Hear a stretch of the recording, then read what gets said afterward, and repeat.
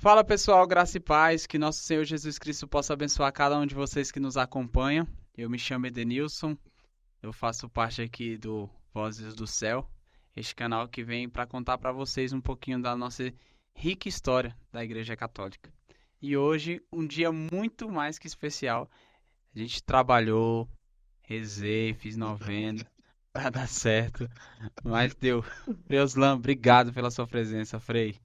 É uma alegria imensa poder estar aqui, Edenilson, e fazer parte desse projeto de evangelização, né, que o Senhor colocou no seu coração, te inspirou no coração da sua família para levar a boa nova e essa palavra ao coração de tantas pessoas. Então, eu Sim, me sinto muito lisonjeado que de isso, poder fazer Frei? parte Que isso. deste O momento. senhor já foi convidado há muito tempo atrás, né, Frei? Convidei o senhor, se eu não me engano, na temporada passada. Isso. E aí a gente agora teve a oportunidade de, enfim, concretizar, né? E o senhor ainda estava doente, rapaz. E eu achei, meu Deus, não é pra ser, senhor, meu Deus, melhor é um. Mas graças a Deus tô zero bala. Os mineiros têm um ditado que fala assim: tô um coco de bom. Então o senhor tá um coco de bom. Um Ei, coco Frei. de bom. E hoje para falar da Semana Santa, né, Frei? Vamos se preparar já para entrar na Semana Santa. E a Semana Santa, ela significa basicamente a Semana da Salvação, né, Frei? Perfeito. Assim, antes de entrar propriamente dito na Semana Santa, é bom fazer memória que essa quaresma, nós estamos no ano B e nós temos uma temática batismal, né? No primeiro domingo, nós ouvimos quando o Senhor eh, desceu até o Rio Jordão, e no Rio Jordão, no momento do batismo, ele escuta a voz do Pai, né? Então é o Pai quem testemunha a vida de Jesus. Aí quando nós estávamos no segundo domingo, nós tínhamos a transfiguração Sim. e mais uma vez o Pai testemunha a pessoa de Jesus. Depois nós tivemos agora no quinto domingo,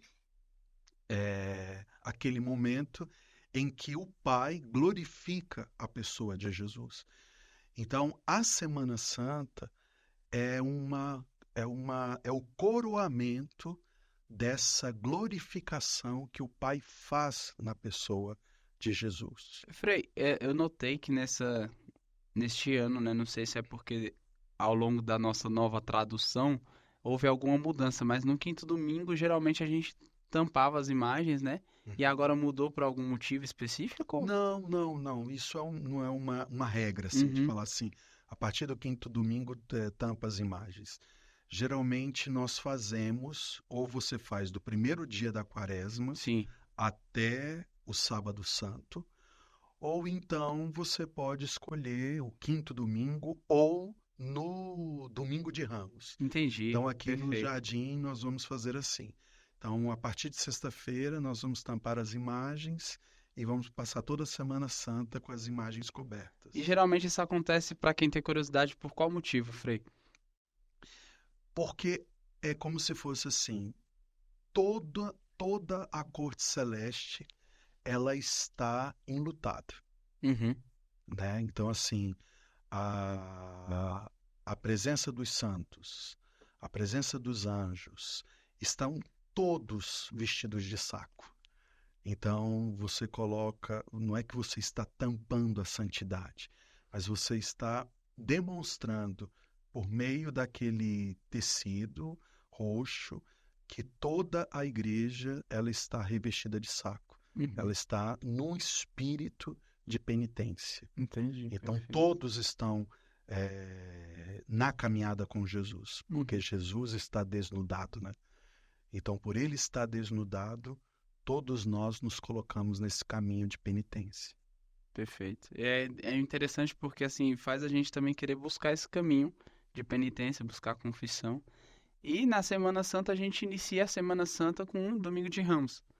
O Domingo de Ramos é entre o rei dos judeus na cidade de Jerusalém, em cima de um burrinho. Ele poderia entrar de outra forma, mas ele escolheu um burrinho. Isso mostra a humildade de Cristo também, de que ele nasceu para os pobres e veio ao mundo assim, por escolhas dele, né, Frei? Sim.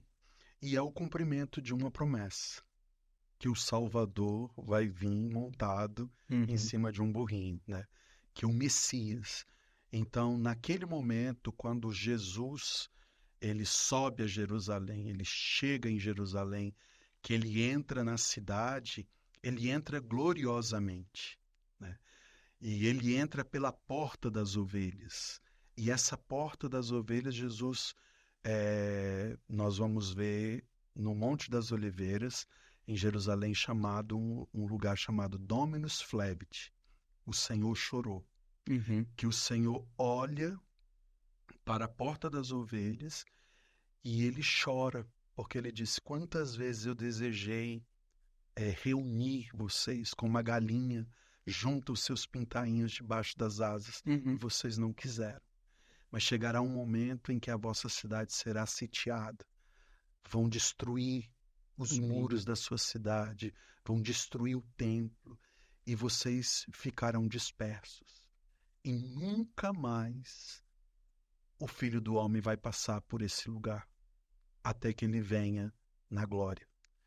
Então, quando o Senhor entra em Jerusalém, ele está cumprindo essa promessa Sim. de que o Salvador, aquele que veio redimir as nossas vidas, ele chega para nos dar esse sinal.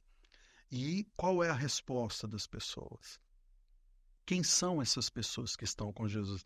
Até, não sei se você já ouviu isso, que as pessoas falam assim: ah, o mesmo povo que clama, Hosana Rei, Hosana É o Ra, mesmo que vai é o matar. mesmo que fala, crucifica, É, crucifica. exatamente. Isso é um erro, não é verdade. Porque esse povo que canta Hosana Rei, Hosana Ra, que pega os ramos de oliveiras, que grita o nome de Jesus, não é o mesmo povo que fala para crucificar. Esse povo é o povo que vem da Decápole. Esse povo é o povo que foi curado por Jesus. Entendi. Esse povo foi o povo que viu a multiplicação dos pães. Então eles não pertenciam àquele povo Não, aí o de que Jerusalém. acontece? Mas quando eles chegam em Jerusalém, eles estão no mundo. O que é Jerusalém? Jerusalém é o equivalente a Xangai, a Tóquio, Nova York, Londres. Então eles chegam no centro do mundo. Uhum. E aí, diante de toda aquela multidão, eles ficam perdidos. Mas, na verdade, eles são o povo que acompanha Jesus. Ali são as mulheres que acompanhavam Jesus com os seus bens. E ele estava crescendo, então, que aí. Justamente, então aquele povo vem e eles fazem aquele movimento, o movimento de que o rei chegou. E por Uhum. que que ele é rei? Porque ele ressuscitou Lázaro dos mortos. Por que que ele é rei? Porque a samaritana disse que encontrou o Salvador. Sim. Por que que ele é rei? Porque o cego de nascença foi curado. Por que que ele é rei? Porque um homem que jazia há 38 anos na beira de Bethesda, da piscina, e ele não conseguia entrar e o Senhor curou ele daquela paralisia. Por que que ele é rei? Porque quando ele estava lá em Jericó, ele viu um homem em cima de um sicômoro e falou: hoje eu quero estar na sua casa, Zaqueu. Então, o povo que vem com Jesus, o povo que dá essa honra para Jesus, é o povo que foi alimentado no deserto. É o povo que escutou as bem-aventuranças. Perfeito. São as mulheres que viram os sinais, os milagres de Jesus. Então, é uma comunidade de pessoa profundamente atraída e tocada por Sim. Jesus. E eles são completamente envolvidos pelo fascínio que causa a pessoa de Jesus. Mas no momento em que eles chegam em Jerusalém, eles se confrontam com o mundo político, o Uhum. mundo religioso. E os interesses são contrários. Jesus já foi para lá sabendo de tudo, Frei? Sabendo, sabendo. É tanto que o evangelho de ontem, quando Filipe e André procuram Jesus e diz assim: os gregos querem te ver. Qual é a resposta de Jesus? Se o grão de trigo não morrer, ele fica só. Então, o que isso significa? Os gregos querem ver Jesus. É a universalização do conhecimento de Jesus. Uhum. Mas o mundo não tem uma reta intenção em conhecer Jesus. O mundo tem uma curiosidade acerca da pessoa de Jesus. Uhum. Mas aí o Senhor dá uma contraproposta. Aquele que quer me conhecer, ele precisa se entregar como grão de trigo. E aquele que quer me conhecer, ele precisa renunciar a si mesmo, Sim. tomar a sua cruz e me seguir. E essa entrega é a entrega da vida, porque aquele que quiser salvar a sua vida vai perdê-la. Então o mundo deseja conhecer Jesus de um modo descompromissado. E aqueles que estão com Jesus precisam dar um passo. Os gregos querem te conhecer. Uhum. A universalização da pessoa de Jesus. Mas vocês que estão comigo precisam dar a vida. E aí Jesus está subindo para Jerusalém. E todo esse caminho que nós fizemos da Quaresma é em preparação dessa caminhada penitencial. Esse momento de quaresma, a gente geralmente diz que é o deserto que Jesus viveu.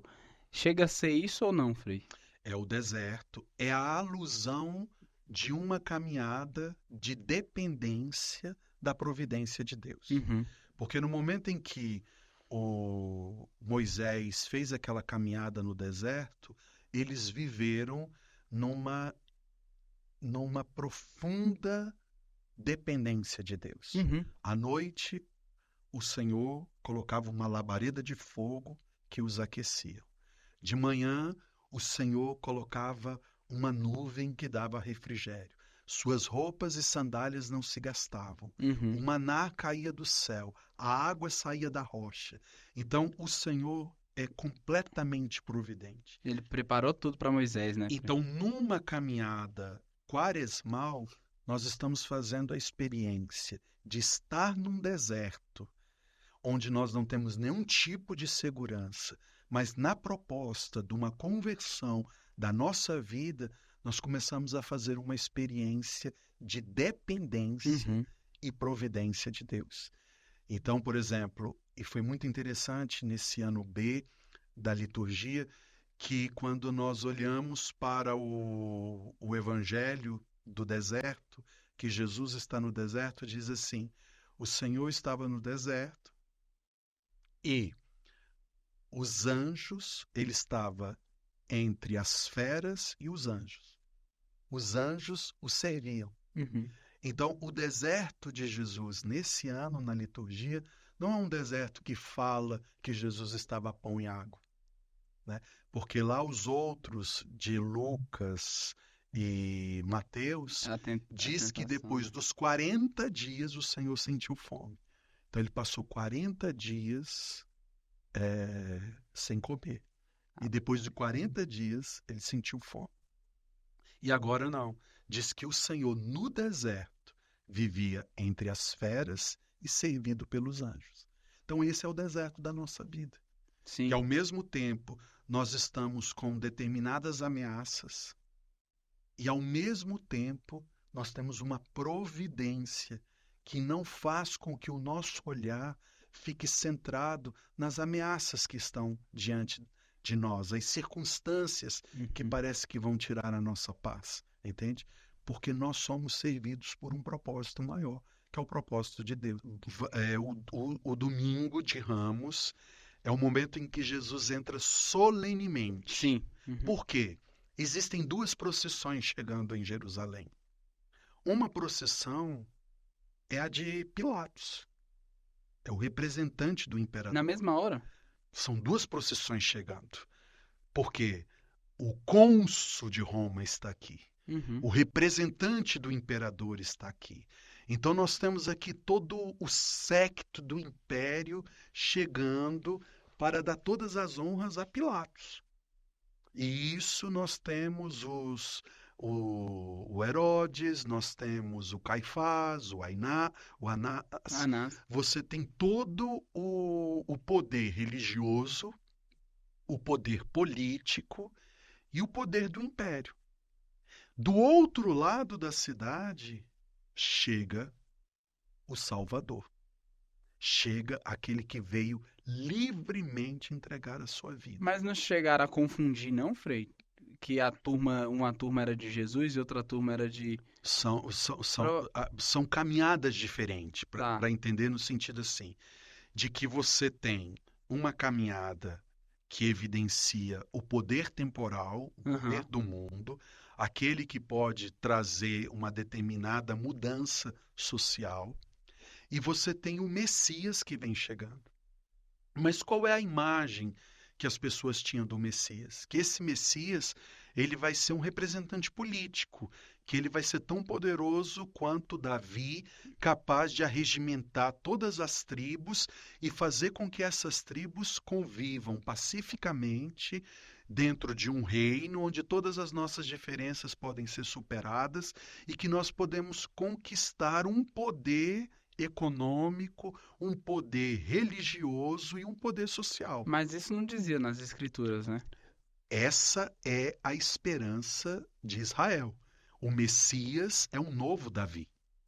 O Messias é um novo Davi. É por isso que quando Jesus chega, há uma grande decepção. Porque ele não é um grande líder político. Ele não veio com uma promessa de uma transformação social do ponto de vista político.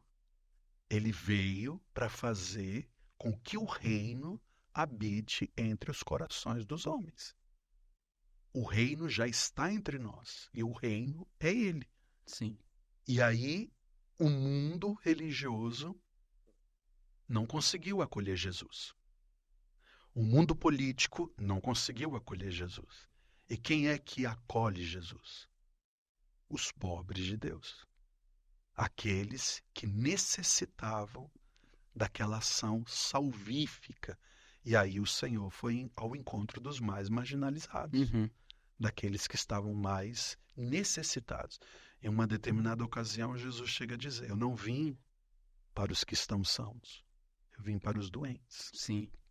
E tanto é que o cego também falava, né? Quando questionaram ele, ele falava: se eu não acreditasse que Deus está nele, eu não enxergaria. Não enxergaria. E a gente vai caminhando ali pela procissão de Domingo de Ramos e logo o segundo ato seria qual, Frei?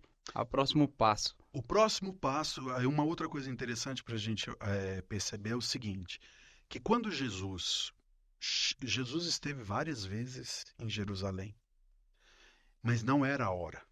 Então Jesus tem até um determinado momento que Jesus foge. Ele foge porque não chegou a sua hora. Eles queriam matar Jesus. Mas eles já sabiam que Jesus era o... Sabia, mas não era a hora. Jesus disse, não é a hora. Mas eles, tanto que nessa quaresma, nessa semana, nesse tempo de quaresma, nós vimos alguns relatos que eles queriam prender Jesus. Eles queriam matar Jesus. Eles queriam fazer uma armadilha para Jesus. Mas eles não conseguiam. Mas agora, Jesus entra com um propósito. E o propósito de Jesus é de entregar livremente a sua vida por cada um de nós. Sim. E aí, depois do Domingo de Ramos, aquele momento em que Jesus entra solenemente na cidade, nós temos o segundo ato, que é o momento em que Jesus vai para um jantar na casa dos seus amigos. Aí nós já estamos agora na Segunda-feira Santa, né? Que aí você tem aqui 3 dias fundamentais, que é a segunda, a terça e a quarta. Esses 3 dias acontecem ao redor de uma mesa.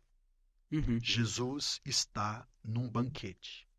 E esse banquete, ele faz alusão da entrega do seu corpo e ele faz alusão daquele momento glorioso que todos nós um dia estaremos com ele.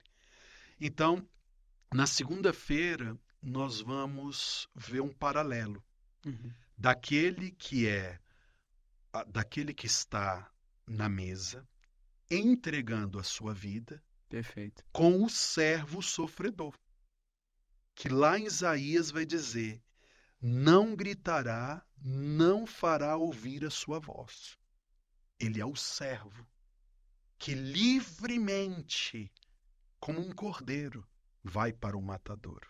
Uhum. E nós vamos ouvir aquele texto de Isaías 42 falando do servo, que ele ficou desfigurado, ele não tinha imagem humana, Uhum. que ele se tornou uma chaga viva e ele livremente se entrega.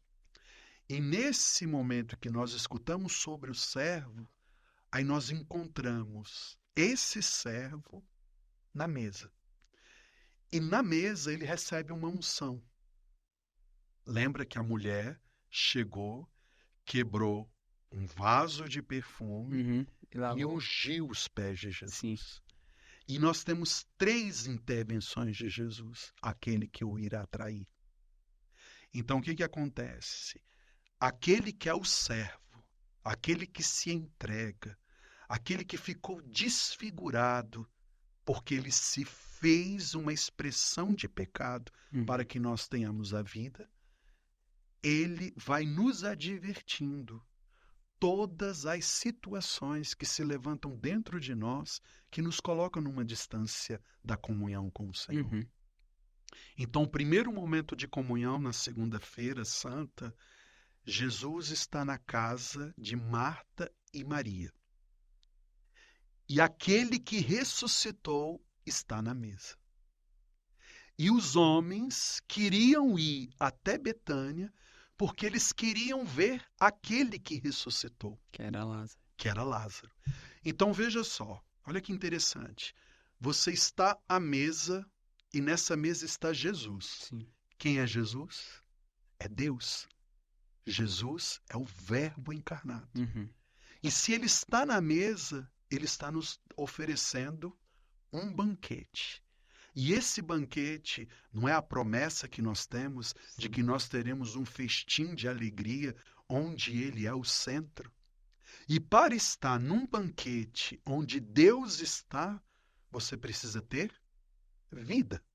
Uhum. E Lázaro, que ressuscitou dos mortos, está sentado à mesa com Jesus.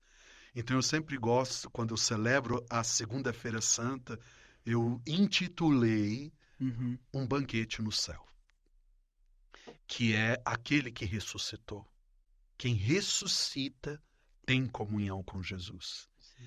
E aqueles que estão em volta, eles ungem Jesus. Então, Maria, ela quebrou um vaso de perfume e ungiu os pés de Jesus. E então ela adora. Então, no banquete, nós temos 2 dimensões. A primeira, do louvor. Uhum. E do louvor e da adoração, e aquele que ressuscita, que partilha da comunhão com o Senhor. Então, essa segunda é uma segunda de intimidade. É uma segunda em que nós fazemos uma experiência da adoração, onde nós fazemos uma experiência da entrega, Sim. onde nós fazemos uma experiência do louvor, onde Jesus é o centro. Então ele se tornou o Cordeiro, ele se tornou a vida, ele se tornou a providência do Pai diante dos nossos olhos, porque ele inspira louvor e adoração. E ele garante vida em plenitude, porque aquele que estava morto hoje está sentado aqui. Sim. E ele partilha conosco, Sim. ele come conosco. E Jesus é o centro. Mas acontece uma situação nessa experiência de paraíso. Qual é? Quando Judas olha para ele e diz: Sim, sim. esse perfume poderia ser vendido e nós poderíamos lucrar algo muito maior. Ele já vai com ele. dando E referências ali. Jesus fala: deixe ela em paz. Perfeito. Então, quando nós temos o Senhor no centro. Até mesmo o traidor ele já sabia. Justamente, ele já sabia. Mas essa é a primeira advertência à traição. E ele não fez nada para se cumprir a promessa? Cumprir a promessa como você fala? Para ele ser sacrificado como um cordeiro. Ele livremente está se entregando. Por Uhum. quê? Porque o que acontece? Presta atenção. Jesus está aqui, ele é o centro. Ele é o alimento. Uhum. Ele é quem nos dá o sentido da nossa vida diante desse banquete. E todas as pessoas estão profundamente envolvidas, porque Jesus é o centro. Então, Maria adora, quebra o vaso de alabastro, perfuma a casa com aquela adoração que ela faz à pessoa de Jesus. Perfeito.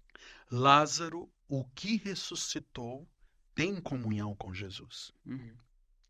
E vem aquele homem que o coração não está nem na adoração e nem na ressurreição, e ele vem com uma questão completamente material.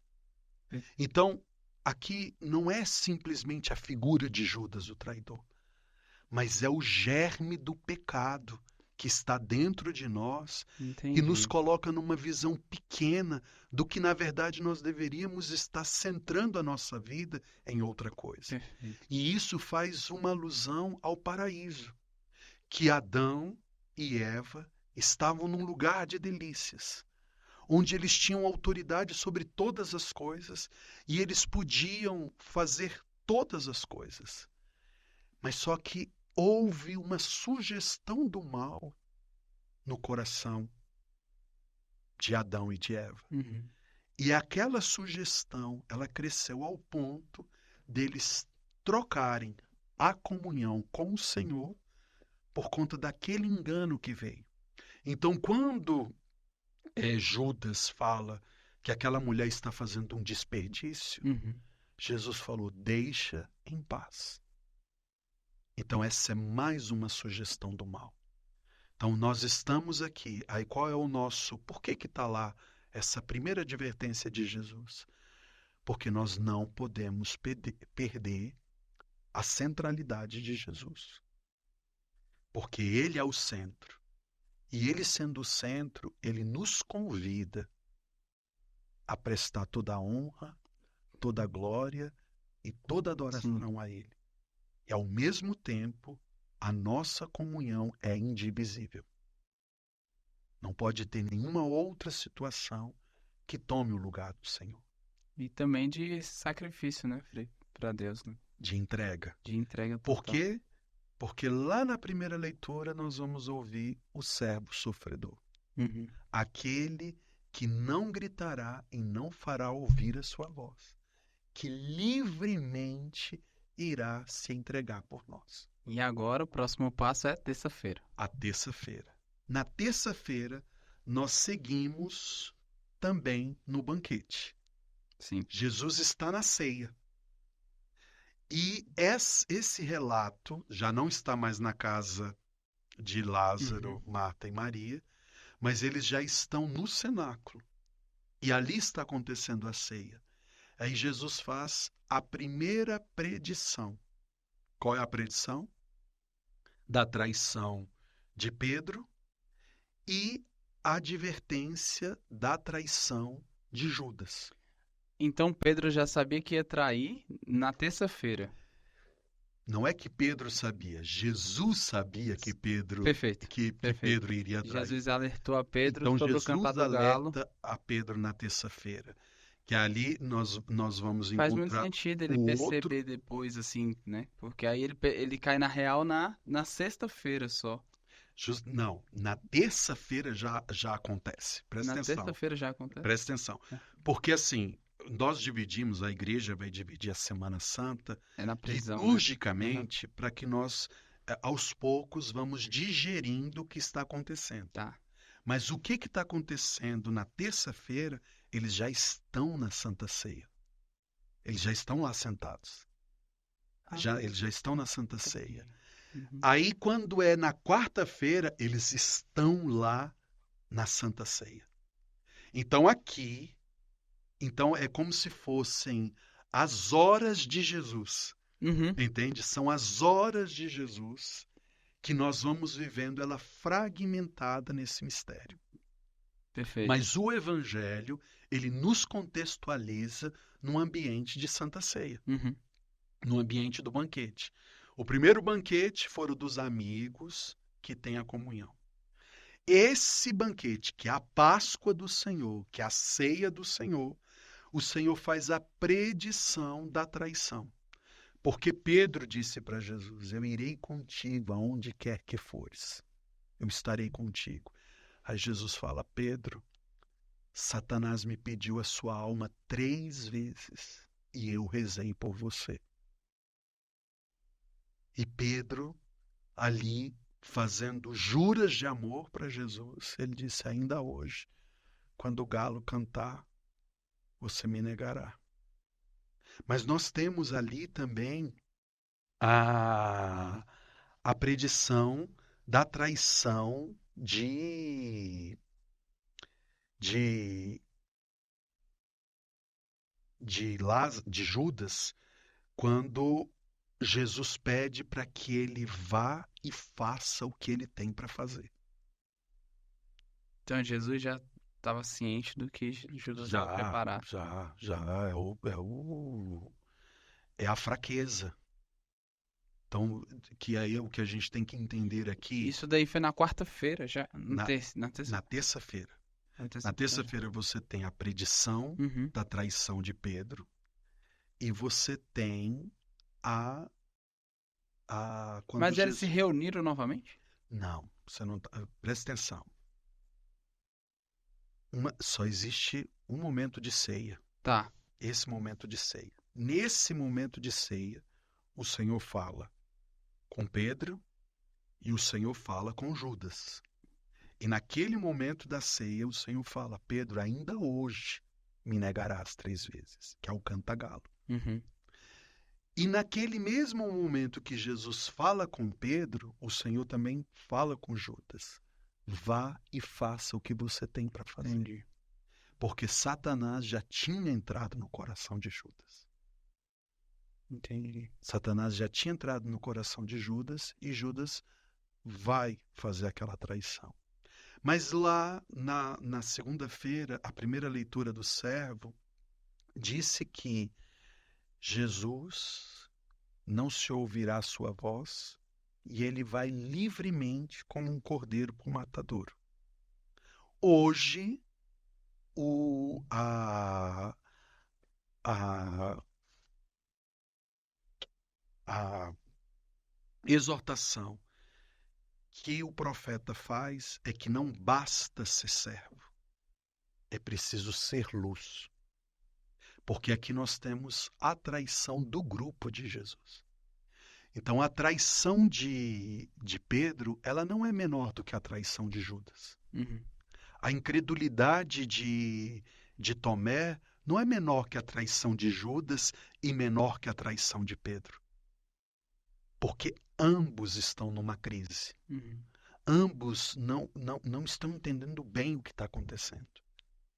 Que essa sugestão do mal está no meu coração, está no seu coração. Sim. Perfeito. E quando nós perdemos o Senhor de vista, quando nós tentamos dar o nosso jeito no projeto de Deus, aí vem a sugestão do pecado. Lembra do povo que estava lá com Moisés? Uhum. Que eles acharam que Moisés estavam demorando. O que eles fizeram? Um bezerro de Um ouro. bezerro de ouro. Então, o que Pedro?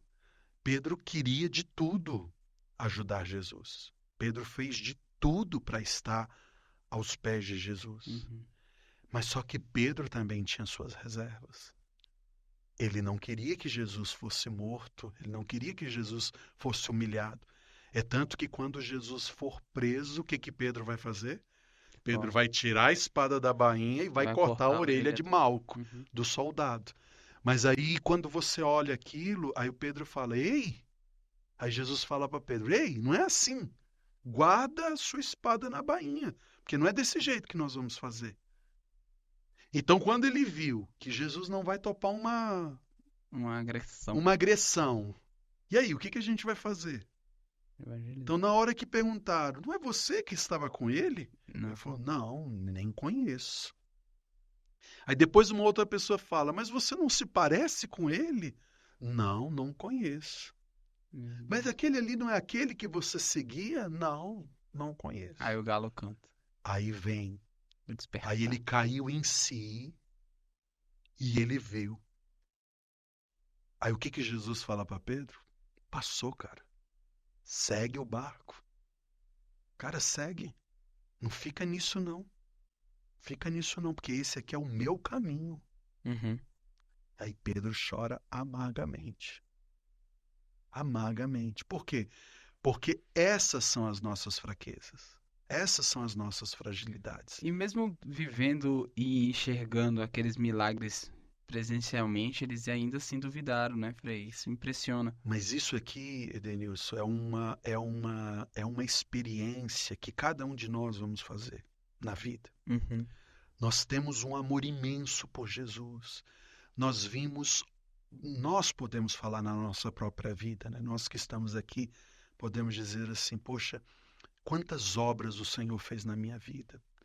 Quantas maravilhas eu vi Jesus fazer na vida dos outros. Sim. Mas existe dentro de nós uma concupiscência.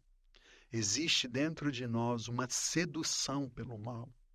Existe dentro de nós uma inclinação, às vezes, a não corresponder à graça.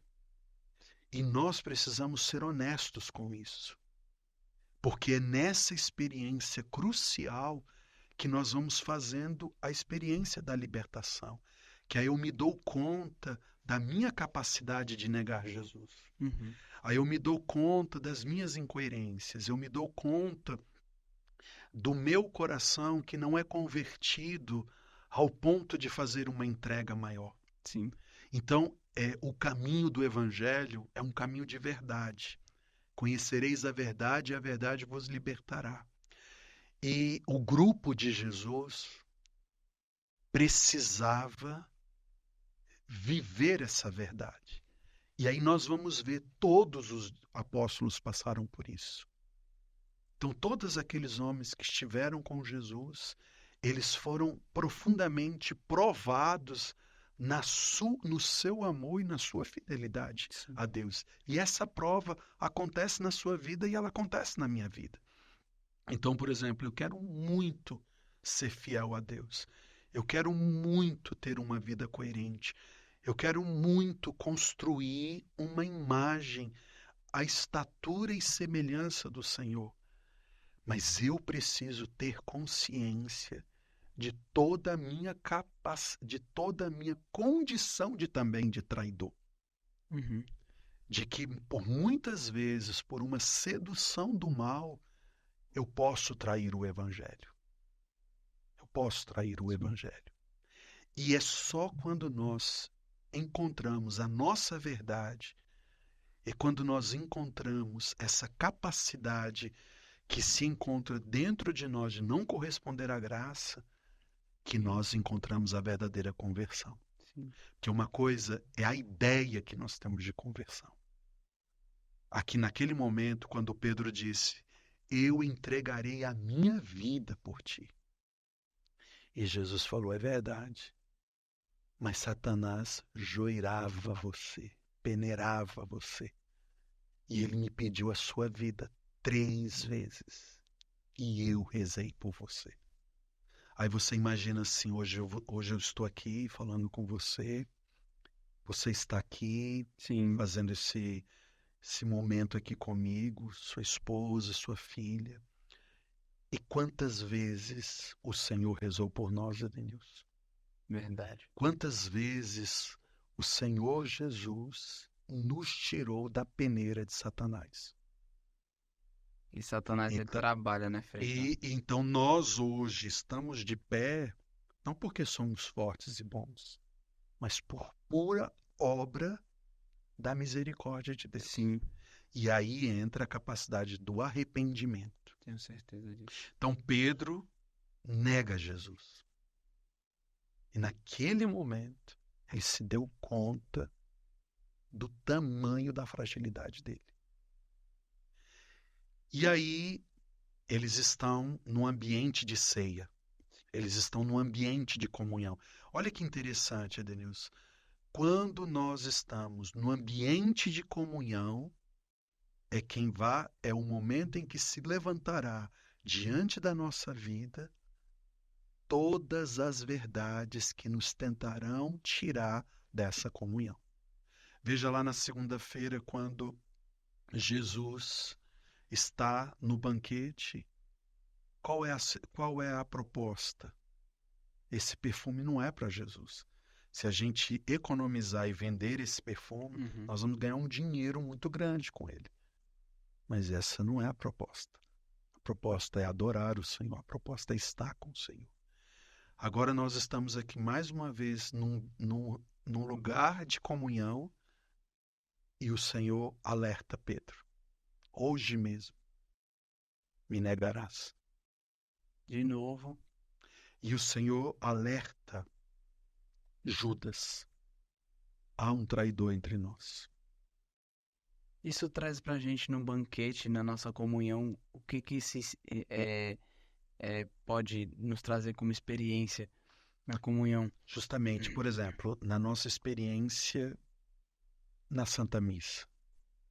Né?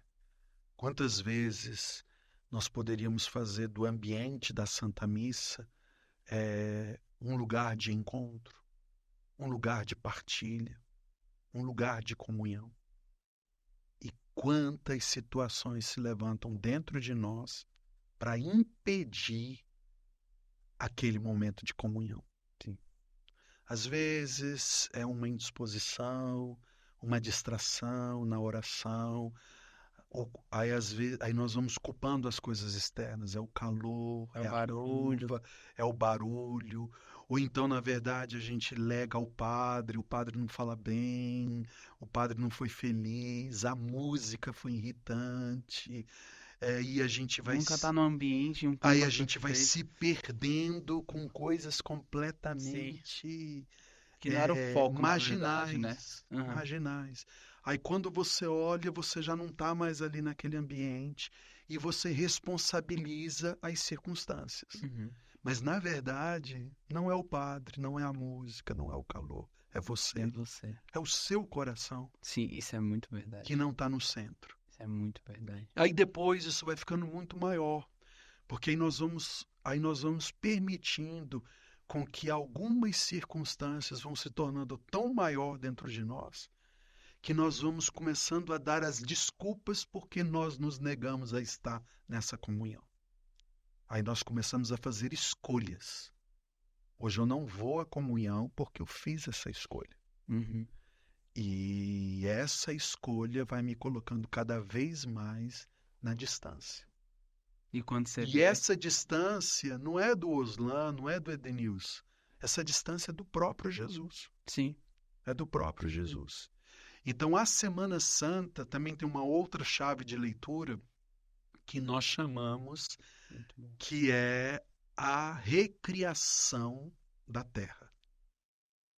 Que a segunda-feira ela está correspondendo a um dia da criação. A terça-feira ela corresponde a um outro dia da criação. Até chegar na sexta-feira, que é o dia da criação do homem. O homem foi feito no sexto dia. E no sexto dia, o que aconteceu? O homem morreu. Para nascer o novo homem, que é o homem ressuscitado. O renovo. O homem, para entrar nesse descanso eterno, né? O sábado é o descanso. Então, aquele que seria o nosso descanso, na verdade, é o momento em que Jesus desce aos infernos e retorna na ressurreição e ele cria um novo dia. Jesus ressuscita no domingo. No oitavo dia. É verdade. Esse dia não existe, o oitavo dia não existe. Não existe. É muito interessante porque a oitava nota da música ela também não existe. Então, o Senhor cria um dia para nós. Ele Interessantíssimo. cria um dia para nós. Então ele cria no tempo e no espaço uma nova possibilidade de vida que só pode ser encontrada na pessoa dele, que goza de toda a plenitude e de toda a glória. É possível, Frei. É possível. E nós já vivemos isso de certo modo.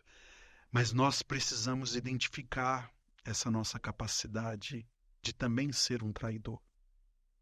Tem um rabino chamado Newton Bondé, Uhum. que é o presidente dos rabinos no Brasil. É um homem muito sério, uma pessoa assim. Eu tenho uma admiração muito grande e tive a oportunidade de ler alguns livros dele. E ele, por ser judeu, representante dos rabinos no Brasil, ele falava do Judas, né? E ele disse assim: o Judas, na verdade, é o povo de Israel. É a prefiguração do povo de Israel, do amado de Deus. Uhum. Aquele que é amado de Deus, mas traz dentro de si uma abertura de traição. Que nós nunca vamos conseguir corresponder à graça de Deus. E por ele ser judeu, quando ele coloca assim que nós não vamos conseguir corresponder à graça de Deus, aí eu venho com a minha tradição cristã e digo assim, é verdade. Por nós mesmos, nós nunca vamos Não conseguir posso me corresponder a salvar, né? Deus, porque Adão não conseguiu corresponder, aí Abraão não conseguiu corresponder, Isaac não conseguiu. Elias. Aí você vem José, Abraão, Isaac, Jacó, José, Moisés. Aí você vai para toda a história da salvação. Todos erraram, todos pecaram. Uhum. Mas o Cristo, Foi impecável. ele não abriu a boca. E hoje, e quando foi ontem, né, no quinto domingo da Quaresma, Jesus disse assim: eu estou com a minha alma angustiada. Mas o que eu vou dizer? Pai, livra-me desta hora, sendo que eu vim para esta hora. E lá em Hebreus disse assim, que ele, embora sendo filho de Deus, ele aprendeu por meio do sofrimento e lágrimas o que é a obediência. Então, a graça de Deus, a gente só pode corresponder à graça de Deus a partir da pessoa de Jesus Cristo, que pela sua entrega derrama o Espírito Santo em nossas vidas e nós deixamos de ser um traidor. Ele pergunta ao pai, ele pede ao pai, na verdade, afasta de mim esse cálice para mostrar a humanidade dele? Eu não diria que para mostrar a humanidade dele, eu acredito que é o sofrimento. O sofrimento é tão grande que Jesus não é um super-homem. Uhum. Jesus não é um super-homem. Então ele está ali naquele profundo sofrimento. E ele está vendo tudo, porque a morte de Jesus, Edenilson, você e eu nunca vamos experimentar. Nunca vamos ver. Porque essa morte que Jesus teve na cruz é a destruição total. Tudo foi destruído. Por quê? Porque o homem era reduzido a pó. Nós ainda não tínhamos a imortalidade. A imortalidade, ela só nos é concedida a partir da ressurreição de Jesus. Que ainda é a possibilidade, né? Porque Jesus ressuscitou dentre os mortos e ele nos abriu a vida. Sim. Ele nos tirou da condição de criatura. Porque a condição de criatura, ela está passiva de destruição por conta do tempo e do espaço. Então ele foi destruído. E quando ele morre, quando tem essa destruição total, onde ele vai? Ele vai nos infernos E para e salvar. ele vai salvar todos aqueles que morreram. Porque ele repatria, ele recapitula na sua pessoa todo aquele do gênero humano que morreu, ele recapitula e ele concede vida. E todos agora podem entrar na glória, porque ele concedeu vida e vida em plenitude. Então, quando você morrer, quando eu morrer, nós não vamos ser destruídos totalmente.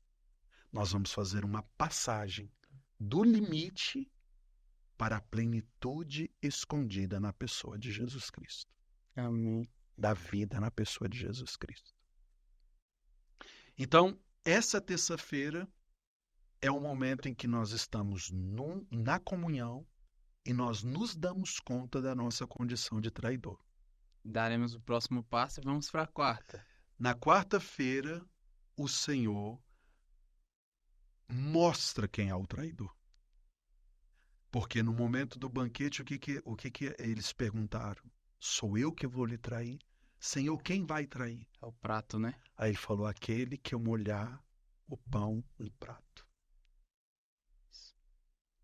Então, ele molha o pão e entrega para Judas. E aí o texto evangélico vai dizer que Satanás entrou no coração de Judas. E ele sai dali decidido a entregar Jesus. Que aí nós nunca vamos entender qual era a verdadeira intenção de Judas. Não era pelas moedas? Se era pelas moedas, não sei. Ou se na verdade ele queria criar uma plataforma para que Jesus fosse reconhecido. Porque quando ele aponta Jesus, que os sacerdotes, os chefes da lei, aqueles que chegam para prender Jesus, não sabem nem quem é Jesus. Uhum. E ele falou, é aquele quem eu der um beijo. Eles não conheciam o rosto, né, de Jesus e não sabiam. Justamente. E daí ele que mostra, ele é o Então, acusador que mostra. Ele mostra Jesus. Então, na hora que ele viu que eles prenderam Jesus e que eles iriam matar Jesus, o que ele faz? Ele quer devolver o dinheiro. Então, Judas se arrepende. Judas, na verdade, Judas teve um remorso. Uhum. Então, ali naquele momento, ele se arrependeu. Ele quer devolver. Ele falou, não, nós não queremos o dinheiro. Esse arrependimento é o suficiente para a salvação? Não. Seria se ele não ficasse no seu remorso. Porque o que aconteceu com Pedro? Pedro negou Jesus. Jesus volta, e né? chorou amargamente porque se viu um traidor. Mas o que ele faz? Ele entende o olhar de Jesus como um recomeço. Vai, recomeça. Então ele se arrepende. Quando Jesus ressuscita, eles chegam até um diálogo desses, né? Justamente. E aí é um outro momento, porque aí nós vamos ter esse Jesus ressuscita e eles têm ali uma experiência da continuidade dessa missão. Aí é uma nova conversão que os apóstolos vão tendo. Porque eles vão ter que sair daquele ambiente de dor, daquele ambiente traumático que foi a sexta-feira, para começar a fazer uma caminhada de fé na ressurreição de Jesus Cristo. Mas é importante até a gente pontuar que Jesus ainda volta e tem esse diálogo com Pedro exatamente 3 vezes, né? Perguntando se ele a ama. É por conta desse momento da traição? É por conta, porque Pedro ali tem uma nova traição com Jesus. Pedro tomou uma decisão inusitada. Qual foi a decisão de Pedro, você lembra? Não. Ele decidiu voltar a pescar. Então Pedro falou, entendi, Frei. Hoje eu vou pescar. Então, na hora que Pedro falou assim, abre mão da missão eu dele. vou pescar, eu vou fazer o que eu sempre soube fazer. O que eu fiz a vida inteira? Pesquei, eu vou voltar a pescar. O que aconteceu? João falou, eu vou com você. Tiago falou, eu vou com você. Os outros falaram, então nós vamos com você. Então naquele momento, ele abriu mão da missão dele. Da missão. Aí quando ele está lá naquela pescaria, frustrada, onde Jesus está? Sentado na praia, Aí eles avistam e de ele acende o fogo. Moço, tem alguma coisa para comer? Eu acho muito engraçado que a tradução é assim: moço, tem alguma coisa para comer?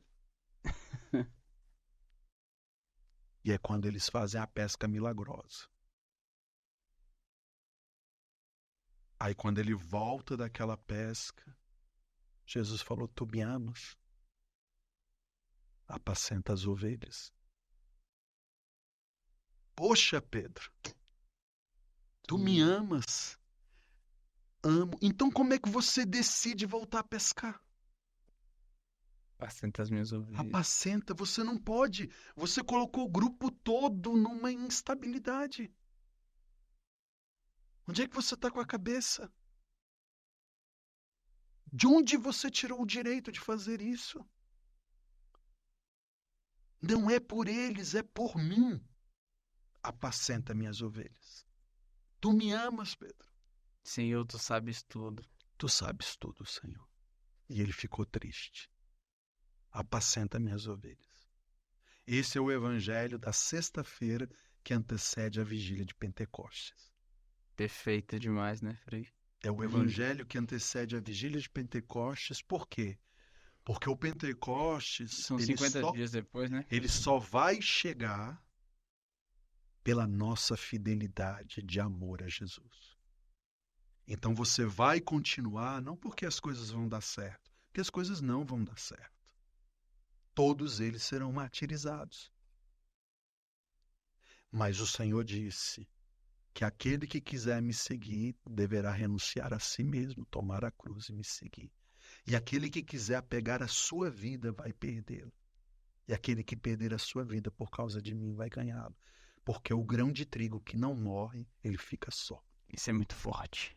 Ele fica só. Esse é o mistério do Evangelho, da comunhão com Deus. Então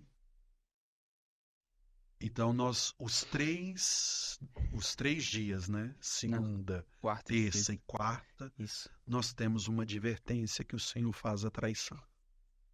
Então isso, o que fica para a nossa vida, para a nossa caminhada? Que nós, quando estamos num ambiente de comunhão, nós temos que nos dar conta dessa possibilidade que pode nascer no nosso coração de trair o Senhor. Aí o Senhor vai nos ajudar. Mesmo caminhando, né, Frei? Aí o Senhor vai nos ajudar. Como é que eu deixo de ser um traidor? A partir do momento que eu não me apego à minha vida. Como é que eu deixo de ser um traidor? A partir do momento que eu não busco os meus próprios interesses. Que eu começo a fazer uma experiência de dependência. Porque aí depois nós vamos ver lá no Evangelho de Lucas que o Senhor transpira sangue. Ele tem uma angústia suprema. Mas naquele momento de angústia, que seja feito conforme a vossa vontade, não a minha vontade. Então, a nossa caminhada, ela precisa ser feita de verdade, na verdade, com a fidelidade que nós vimos na pessoa de Jesus. Porque é uma fidelidade surreal. Ela não é surreal. Ela não é surreal. Essa fidelidade, ela é possível por obra e graça da ação do Espírito Santo em nossas vidas. Perfeito. Por isso que Jesus falou: eu vou, mas eu não vos deixarei órfãos. Eu vos mandarei um outro Paráclito. E ele transformará a sua tristeza em alegria. Ele vai ser um outro consolador. Espírito Santo. Então ele consola, então é na obra do Espírito Santo, é na força da excelência do Espírito Santo, que consola as nossas almas, que nós somos capazes de corresponder à graça de Deus. Se não for por obra e graça do Espírito Santo, nós não conseguiremos corresponder à graça. É o próprio Espírito que nos dá a graça dessa correspondência de amor. Forte demais, Frei. Meu Deus. Tô arrepiando. Vai devagar, Frei. Temos crianças na sala, meu Deus do céu, Frei. E daí a gente vai Para quinta-feira. para a quinta-feira da Paixão. E na quinta-feira, Jesus expressa um desejo. Eu acho linda a quinta-feira, porque nós não estamos mais na mesa. Nós estamos nos bastidores da construção da ceia. Que aí o Senhor, nós vamos ler o Evangelho de São João, capítulo 13, que fala do lava-pés, que é a ceia do Senhor, que o Senhor fala: eu desejei ardentemente comer essa Páscoa convosco. Eu desejei. Então a quinta-feira santa é a celebração da Páscoa. Sim. Na quinta-feira nós celebramos a Páscoa com o Senhor. Que aí nós vamos ouvir duas leituras. Uma leitura que é a Páscoa dos judeus, quando Moisés pede para que passe no umbral de todas as casas o sangue do cordeiro. Sim. E o anjo, quando passará, não exterminará as casas que têm umbral, e que todos preparem o cordeiro. E que se eles não derem conta de comer aquele cordeiro, que eles chamem o vizinho para que eles comam juntos, e depois eles vão fazer a passagem. Porque aquela festa é uma festa memorável e eterna. Então, a quinta-feira santa é o cumprimento da eternidade que Moisés disse no dia da Páscoa do povo de Israel. Que essa Páscoa eterna que eles celebrarão, ela acontece com Jesus, que institui o sacramento. Fazei isto em memória de mim. E nós só voltaremos a tomar do fruto da videira no banquete celeste, quando ele voltar na sua glória. E nós continuamos todos os dias celebrando essa Páscoa eterna, que é a memória do seu corpo e do seu sangue. Então nós escutamos na quinta-feira santa essas duas leituras. A primeira, a instituição da Páscoa eterna, e a segunda leitura, que é a leitura de Paulo, que ele diz que recebeu do próprio Senhor o memorial de sua paixão, que fizesse a bênção do pão e do cálice em memória do seu corpo e do seu sangue. Então nós temos a Páscoa, que é a memória do corpo e do sangue de Jesus, que é o cordeiro imolado que se entrega em favor de nós. Mas no contexto evangélico, nós não temos o banquete. Nós temos os bastidores do banquete, que antes de se sentarem à mesa, o Senhor colocou uma toalha na cintura e começou a lavar os pés. E Pedro, mais uma vez, disse: jamais lavarás meus pés. Se eu não lavar os teus pés, tu não terás parte comigo. Então não lava só meus pés. Então lava meu corpo inteiro. Mas aqui entra. Aí faz sentido tudo que nós vimos nos 3 dias anteriores. Eles estavam sentados à mesa, mas eles não tinham parte com o Senhor. Por quê? Porque eles ainda não tinham entregado a sua intimidade ao Senhor. Lavar os pés é a entrega total do seu ser.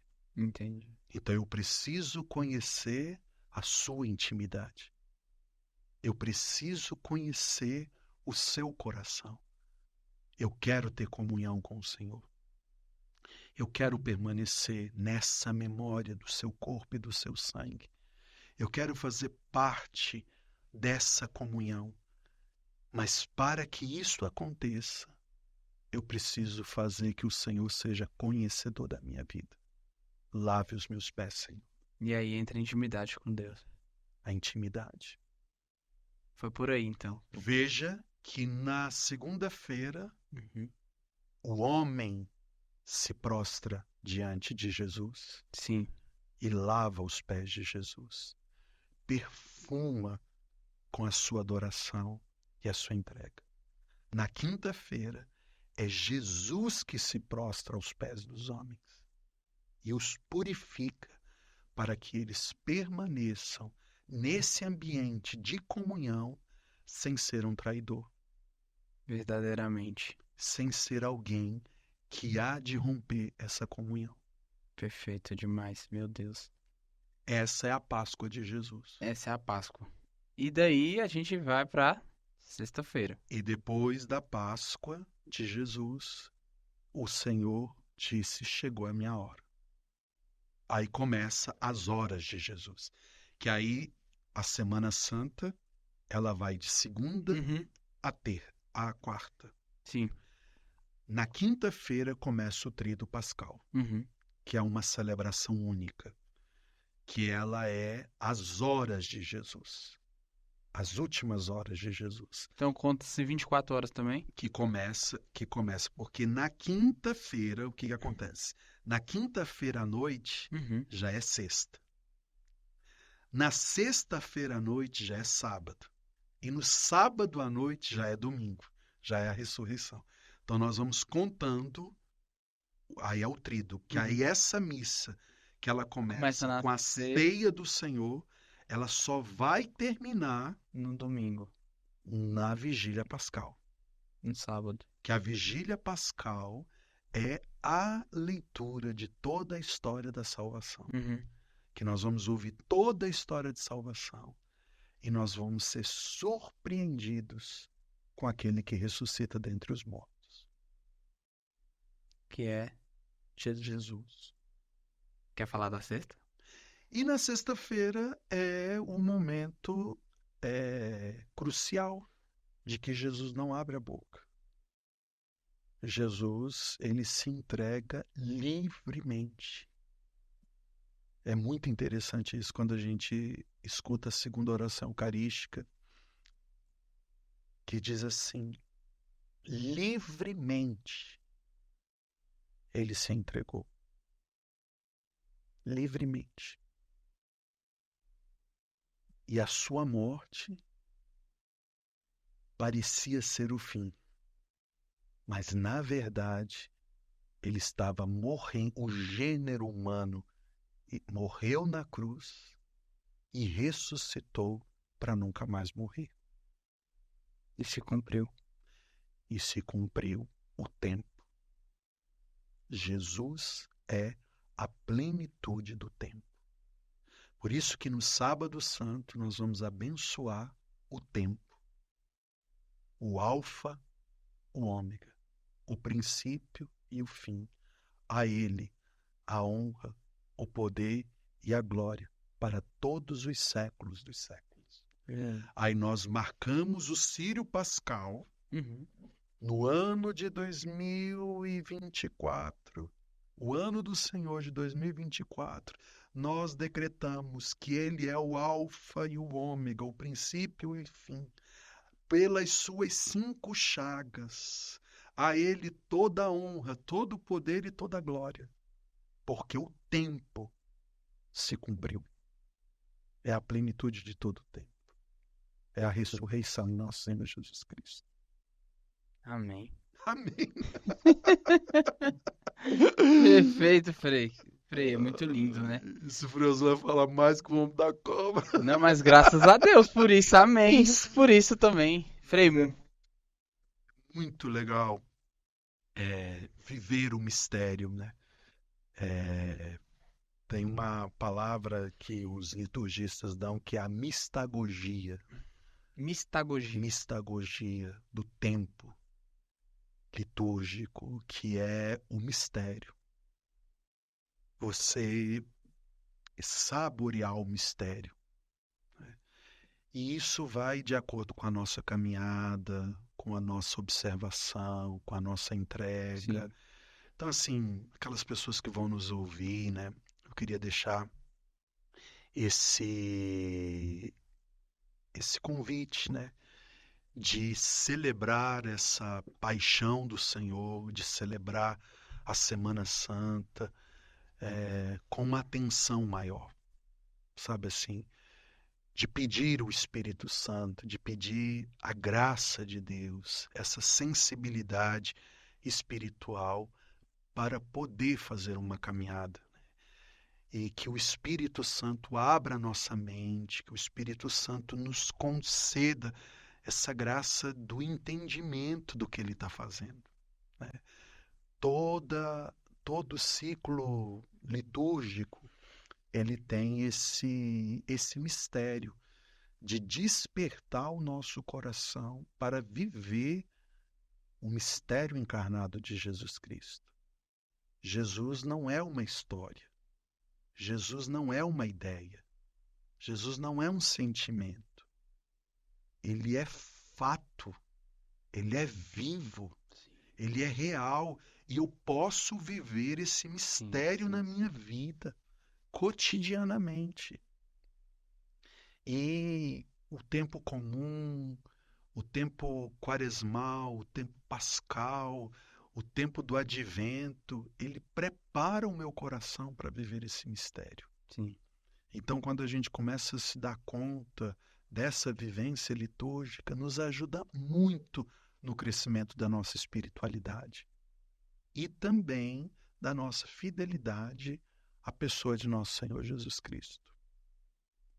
Só conhecendo também. Frei, muito obrigado pela sua presença. Estou muito, muito feliz. A alegria toda minha e desejo que esse podcast Vozes do Céu, Vozes do Céu, possa alcançar muitas e muitas e muitas vidas. amém. E me coloco também à disposição de estar mais próximo, da gente poder conversar mais vezes. Sim. E partilhar essas experiências tão generosas de Deus na nossa vida, né? Foi uma muito catequese bom que eu falar de recebi. Deus.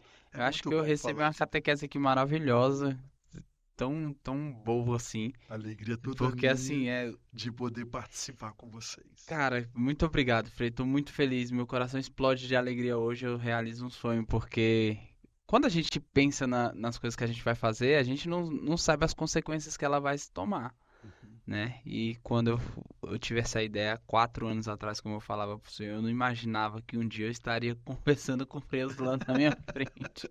Então eu tô muito feliz mesmo. Frei, muito obrigado mesmo de coração mais uma vez. A você que nos acompanha, eu peço que vocês deixem o like, se inscreva no canal e nos siga no nosso Instagram. Vou deixar também a rede social do Frei Oslan. Fica com Deus, até mais. Tudo bem. Obrigado, Frei.